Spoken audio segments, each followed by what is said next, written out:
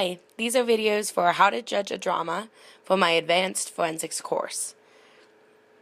As a brief background, these videos are for a forensics course to help to contribute to forensics pedagogy. I am doing so by offering tips or advice for those who have never judged a forensics tournament before. The purpose of them is to create an awareness for those who haven't judged a forensics tournament, as well as giving tips or advice on how to approach being in rounds or even to write down on your ballot. Now, drama is a event within forensics.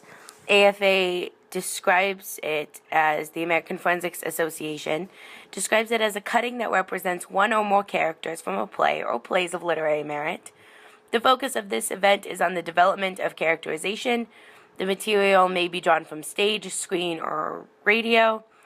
A manuscript is required, and the time limit is 10 minutes. The structure of drama is typical to many of the structures that you will see in other interpretation events. The first thing you have is a teaser, and dramatic interpretation will usually begin with a short teaser where a competitor will open their book and give a short 1 to 2 minute teasing beginning of what the rest of the piece will look like.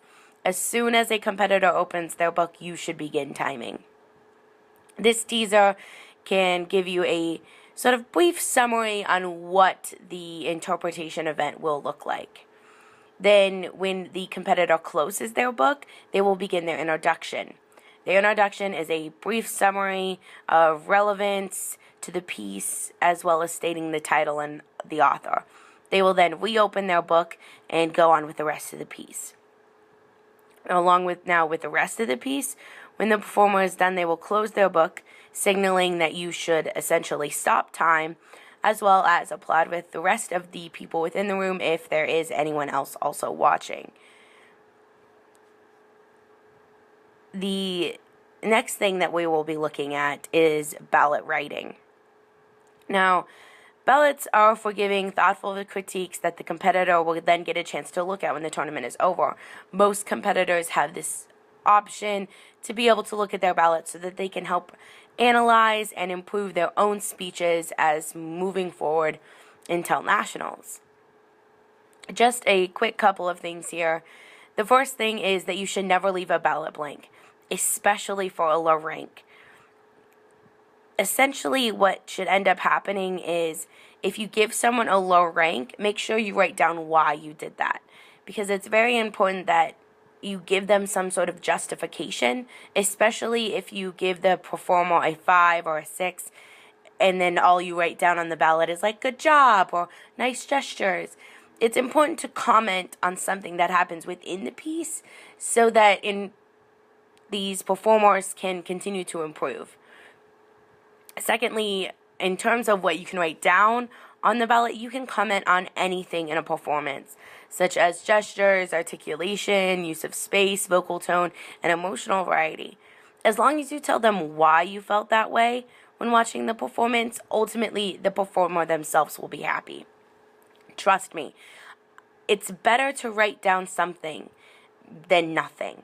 And you can literally write down anything. You can write down whether or not the piece actually connected with you, or whether you felt that their character was really weak, or you didn't understand the character choices they were making.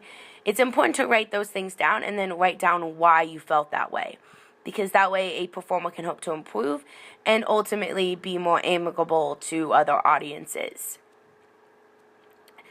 After ballot writing comes the RFD. Now, RFD stands for reason for decision. It's a nice little end way to put on your ballot to end the ballot and before you hand it off to the ballot table. The reason for decision is really helpful because it gives a brief summary on why you didn't give that person the 1. Even for the person who you did give the 1. You can give, like, I felt that you had the best vocalization or the best characterization, and you can write down on other ballots that the top ranks did better and more connected with me, or things of that nature. because it's ultimately better to give this RFD because it helps the pedagogical process as well as the process in which performers hope to improve their speeches. Just as a quick ending note, if you are ever confused, you can always talk to the ballot table or competitors within your round to help explain the round to you. Forensics kids are usually polite and helpful, especially to their judges. If you are ever confused, it is much better that you ask them what's going on and what the event is like rather than to just wing it, because I believe that most competitors would rather help you out than just to leave you clueless throughout their speech. So, just as a goodbye today, I just wanted to wish you good luck in judging your rounds, as well as thank you. In forensics, we are so often scrambling for judges because not everyone knows about it. So the more that we can retain and help to educate, the better it will likely be. As a quick note, I just wanted to give some little tips about how to deal with some of the norms, the informal rules that exist within forensics that you might not know going in. The first thing is called being double entered. Essentially, when a competitor comes in and signs into a round in the very beginning of their rounds, they will write their code and their name, and they might put DE after their name, or TE or QE. This stands for how many events that person has entered in that pattern besides the round that you are judging. You should always allow these competitors to go first. Even if you do forget and let someone else go, most competitors will speak up and say that they are double entered if it would be alright for them to go. You should always let these competitors go because they do have somewhere else to be. You should never worry about starting a round until all competitors are there, because so often competitors come and go as they please whenever they need to. So by just providing and starting the tournament on time, you're ultimately going to do a lot better and just be amazing. Thank you so much for judging.